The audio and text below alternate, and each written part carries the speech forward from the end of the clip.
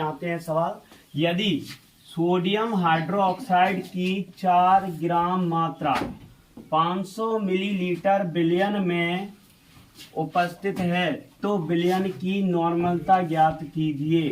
तो आज हमें नॉर्मलता ज्ञात करना है। हमने कल आपको जो क्वेश्चन बताए थे उसमें मोलरता और मोलरता ज्ञात करनी थी और इसमें नॉर्मलता ज्ञात करना है। ये 2017 में क्वेश्चन आया था।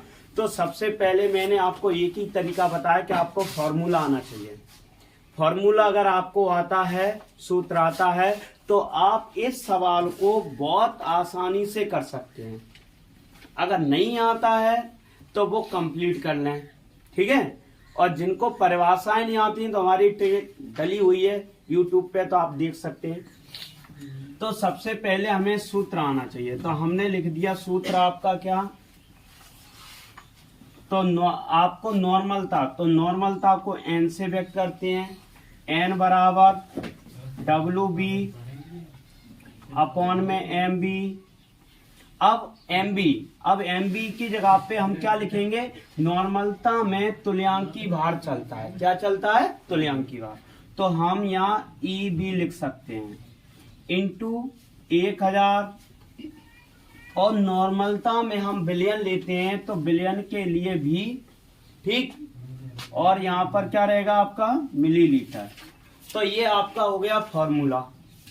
तो इस फॉर्मूले के अनुसार हमें क्वेश्चन से ही सारे मान निकालना है। तो देखो कैसे निकालते हैं। तो यहाँ आप लिख सकते हैं गणना, या दिया है, ठीक है। तो यहाँ WB मतलब विलय का भार। तो विलय का भार कितना है, तो विलय का भार, अब यहाँ देखो, यहाँ विलयन कितना, आपका जो विलयन बना है तो इसमें जल लिया गया है आपका 500 मिलीलीटर। कितना? 500 मिलीलीटर। और जिसमें विलय कितना है, 4 ग्राम विलय है। अब विलय कौन है? सोडियम हाइड्रोक्साइड, ठीक है। तो यहाँ कहने का अर्थ है, तो आपका आयतन कितना दिया है, 500 मिलीलीटर। और विलय का भार कितना दिया है, WB दिया है आपका 4 ग्राम। कितना दिया है? 4 ग्राम, ठीक। अब इसमें हमें EB ज्ञात करना है, मतलब तुल्यांकी भार।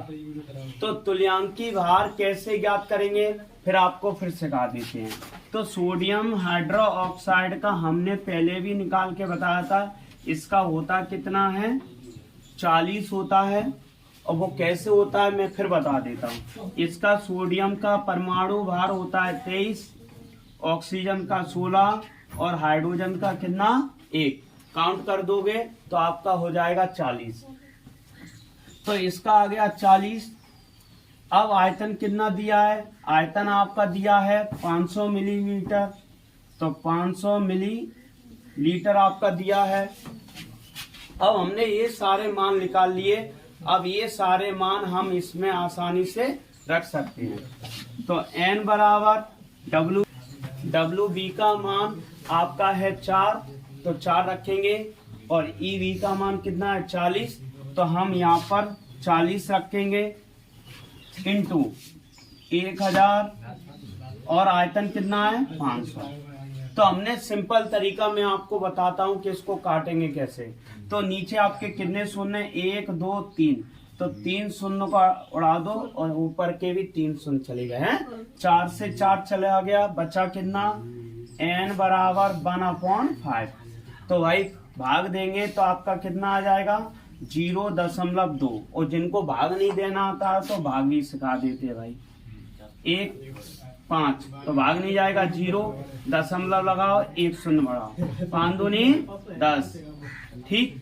तो आंसर कितना आ गया, 0.2 आंसर। क्वेश्चन है आपका, यदि सोडियम हाइड्रोक्साइड के 2 ग्राम 250 मिलीलीटर विलयन में उपस्थित है तो विलयन की नॉर्मलता ज्ञात कीजिए। तो यहाँ पर भी हमें क्या ज्ञात करना है, नॉर्मलता ज्ञात करना है, ठीक। तो हमने आपको बताया है कि नॉर्मलता का सूत्र आना चाहिए। तो सूत्र आपका क्या है, WB मतलब विलय का भार अपॉन में EB मतलब तुल्यांकी भार। जो विलय है उसका ही हम अणु भार निकालते हैं इंटू 1000 अपॉन में आयतन मिलीलीटर, ठीक है। अब यहाँ पर ये सारे मान हमें क्वेश्चन से निकालना है। क्वेश्चन से ये सारे मान निकाल लेंगे तब हम इस सूत्र में रख पाएंगे, फिर अपना आंसर आ जाएगा। तो यहाँ गणना लिख दिया मैंने, ठीक है, आप दिया है करके भी लिख सकते हैं। तो आपको डब्ल्यू बी कितना दिया है, 2 ग्राम, कितना दिया है, 2 ग्राम दिया है, ठीक। और ईबी मतलब तुल्यांकी भार, तो तुल्यांकी भार हमने सोडियम हाइड्रोक्साइड का पहले भी वीडियो में आपको बताया कि इसका होता है कितना, 40, कितना होता है, 40। और आयतन आपको कितना दिया है, 250 मिलीलीटर। मान निकाल लिए। अब हम सूत्र में रख सकते हैं। आप अच्छे से देखो, आपको भी अच्छा लग रहा होगा, सवाल आपको अच्छे से समझ में आ रहा होगा। और जो आपको सवाल समझ में नहीं आए वो कमेंट लिखकर आप भेज सकते हैं।